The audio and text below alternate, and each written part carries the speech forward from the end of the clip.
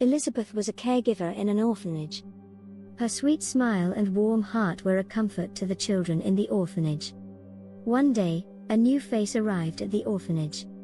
Her name was Sophie, and she had an old leather doll named Lucy. Lucy was an old-fashioned doll with a leather face, long black hair, and a faded red dress. Sophie took Lucy everywhere she went, but the other children were scared of Lucy. They disliked Lucy's cold face and the way her eyes seemed to always be staring at them. Meanwhile, Elizabeth noticed the children's fear. She tried to take Lucy away from Sophie to keep her out of the children's sight. However, her efforts were in vain. Somehow, Lucy always returned to Sophie's hands and invoked fear in the children.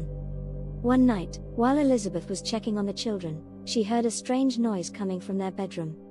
When she entered the room, all the children were pointing at Lucy, terrified and crying.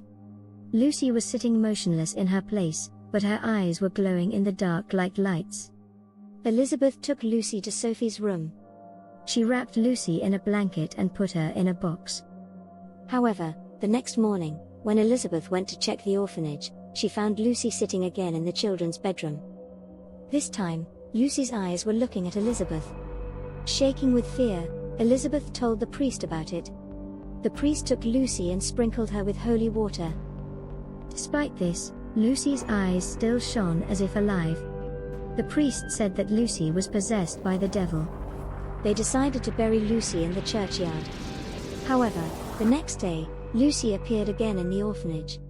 This time, her face looked even colder, and her eyes shone brighter.